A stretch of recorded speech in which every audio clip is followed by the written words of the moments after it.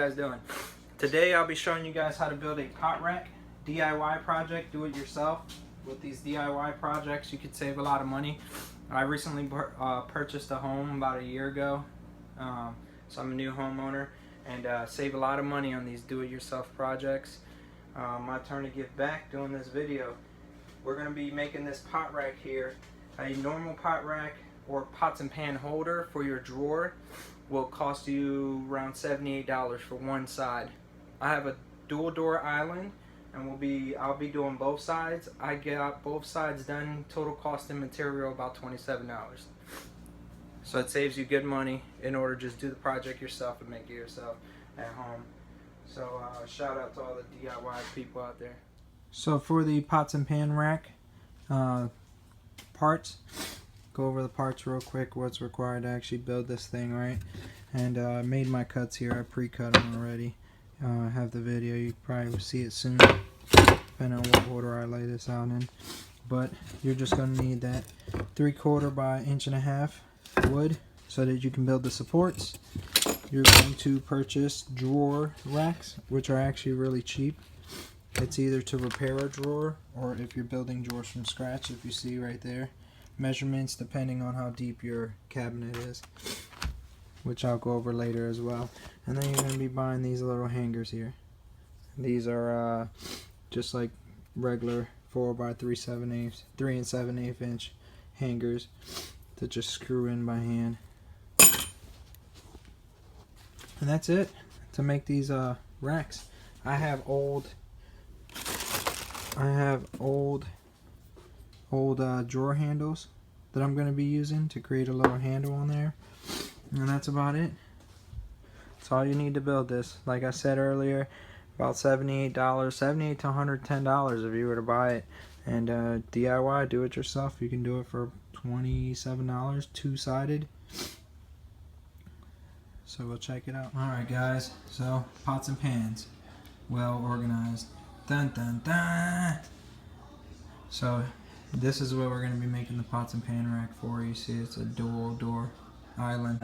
We're going to be setting it up in here. It's going to go across and build a support in the back to hold the weight. And it's going to allow the pots and pans to just slide out. Hook and slide out.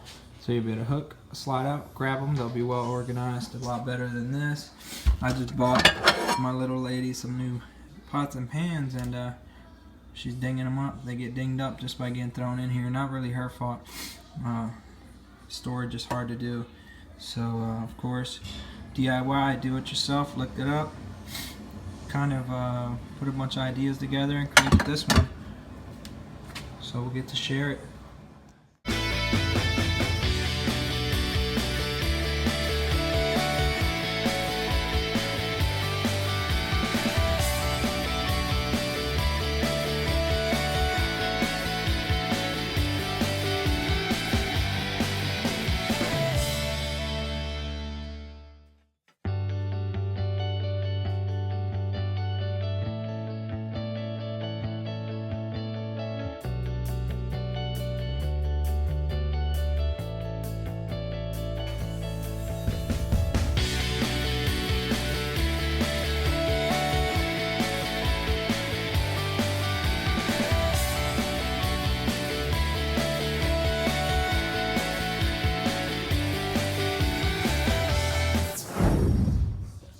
Guys, so here I have the framing laid out.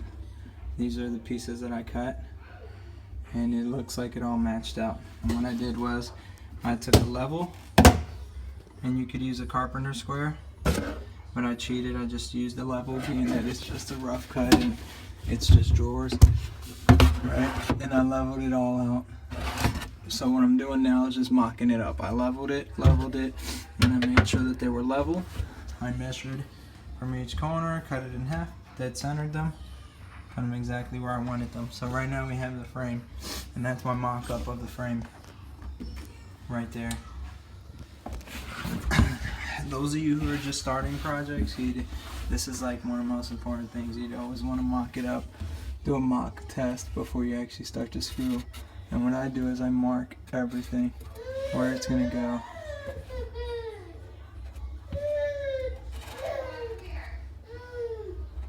Josh, you okay? So you mark it all up, and this is gonna be your mock-up. And it's a little dark, I'm sorry. And there you go. It's gonna be nice and marked up. And now I'm gonna know exactly where to drill my holes.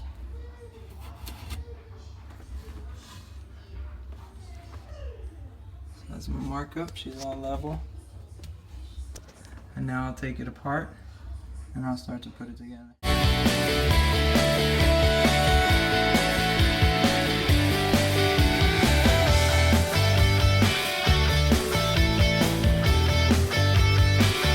Alright guys, this is what I like to call the big O factor, right? Usually when I'm watching a YouTube video for do it yourself, I'm like, oh, okay, that's how it's done. Got it. And I take about half the notes of the video or whatever ideas and mix them up and make my own thing, right? So here you go. We got the frame for the inside of my island. This is going to support the weight here of the pots and pans. You got the drawers, side angle view here, right? You got the drawer rollers that I used. I installed them in this application here with this drawer roller here. I found out that it was easier to install the bottom piece first that goes on the drawer, and then you install the top piece.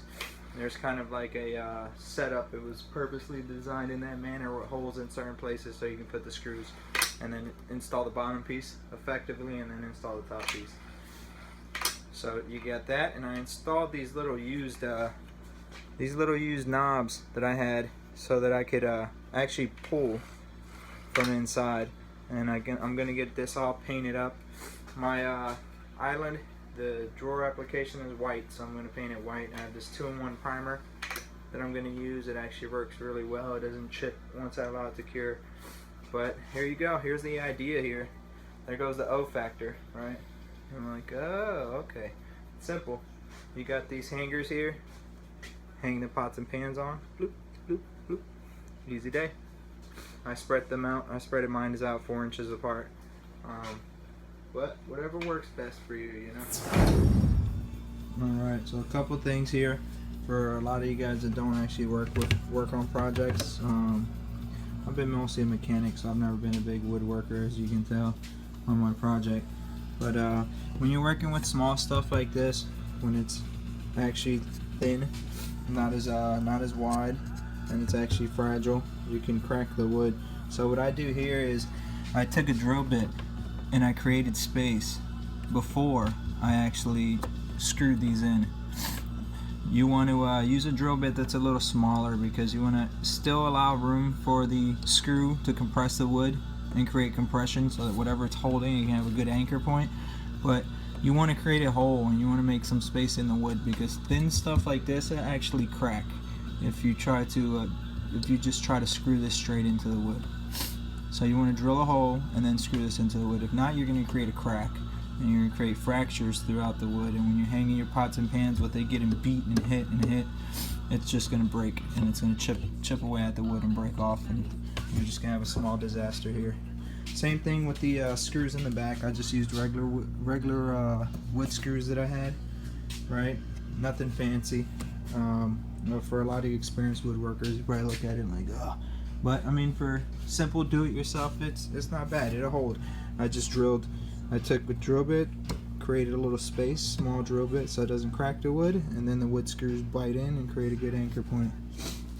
And that's it. This should last a while.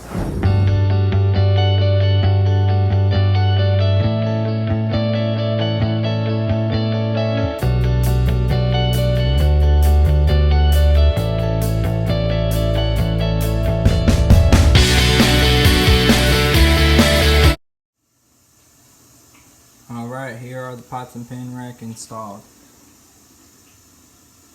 So you see how painted it. You see the back support installed. I screwed it in from both sides. You see the hooks in the drawer are very functional. You'll hang the pots and pans on it and draw it out. So from standing up here, you pull it and draw it out in that manner.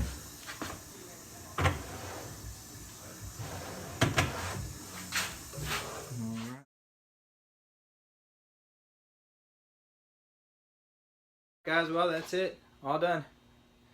Pots and pan rack done. Gotta clean this mess up. Simple. Hopefully you guys learned something. Like I said earlier in the video, what I do is just kind of take bits and pieces of different videos and put stuff together. So hopefully you learned something. Easy day. Pots and pan rack complete.